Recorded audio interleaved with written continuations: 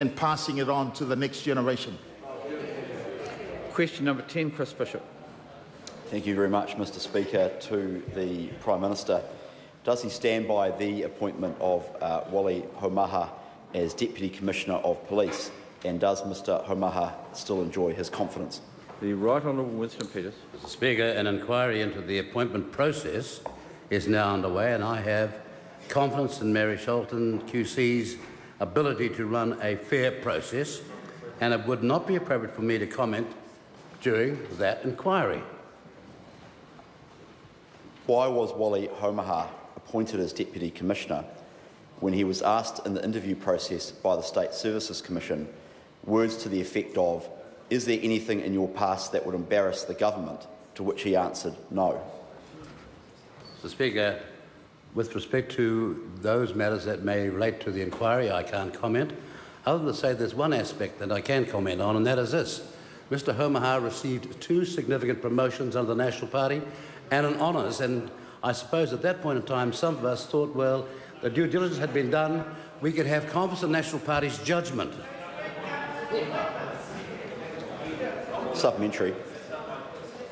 Why was Wally Haumaha appointed when he was not the preferred candidate of the State Services Commission interview panel that interviewed him?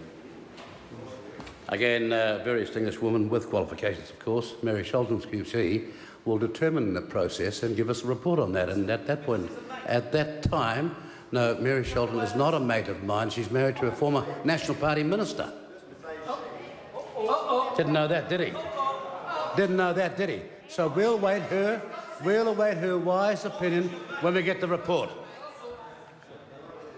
Well, in relation to the Sholton's inquiry, why did the government scale back the government inquiry into his appointment from a short and sharp inquiry that would only take 6 weeks, when officials originally recommended an inquiry of 3 months at a cost of $840,000? I think the answer to that is so obvious. We are a very frugal government. We're famous for looking after the taxpayers' money the same way we look after our own. Very Scottish in that fact. And so I just want to say 800 was far too much, and so we've reached a much more reasonable accommodation. Has he asked the Right Honourable Winston Peters why he told Parliament he was invited to the celebration of Mr Haumaha's promotion to Assistant Commissioner of Police by the police and the government of the day, when the evidence shows he was invited by the Marae, which Mr Haumaha is the chairman of? At this point in time, Mr Speaker, there's no such evidence on the last claim that minister made, just like there was none yesterday. Now, let me just say this here. At the Marae were all of the police heads at the time and a number of political parties. I just happened to be one of them. Got there because I was a very busy man well after the event started, and was seated at the direction of the police. That's why I had the assumption that they were involved in this organisation. In relation to that final answer, was he invited to the Marae, to Wally Haumaha's celebration by the Marae? Mr Speaker, in that context, I think the answer is almost compellingly no. But as some members will know here, in Maridom, we're very much a wanted guest sometimes, not always with respect to what our message might be, but nevertheless, because it's important that they hear all sorts of views, and that was the reason I assume I was invited.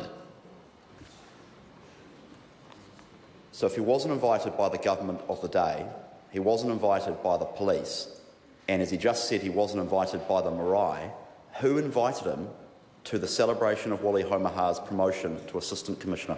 The first thing that member is going to have to do is get some cultural understanding. A Marae can be a building, a Marae can be a complex, or a Marae can be all the people and the complex all put together. So in that context, it's very difficult to know. I know it wasn't the building that didn't invite, the building didn't invite me, but as to who on the Marae had the foresight and wisdom to invite me, I don't quite know.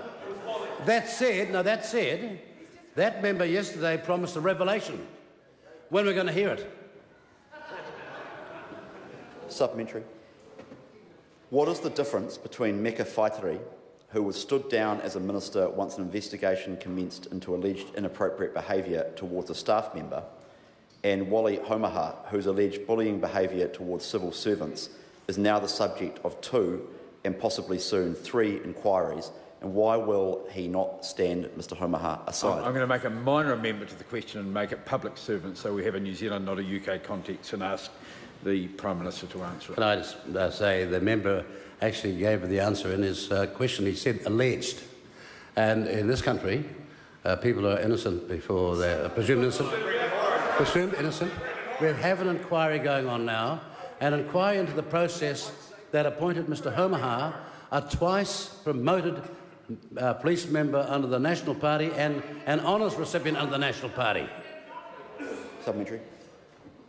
Why did he stand Meka Whaitiri aside as a minister when the allegations against her were only alleged?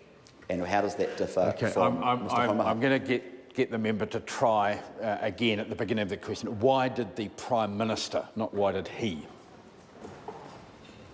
Why did the Prime Minister stand Meka Whaitiri aside as a minister when the allegations against her were only allegations? And how does that differ from the allegations against Mr Homaha? The Prime Minister in the Meka Whaitiri case had the benefit of a report. In the case of Mr Homaha, the report, the inquiry is still being done. And so, as the member said yesterday, I can also reveal that we will wait till the report's out. Question number 11, Kieran McAnulty. Sorry, a point of order, Joe Hayes. I seek leave to make a personal explanation to correct a statement I made in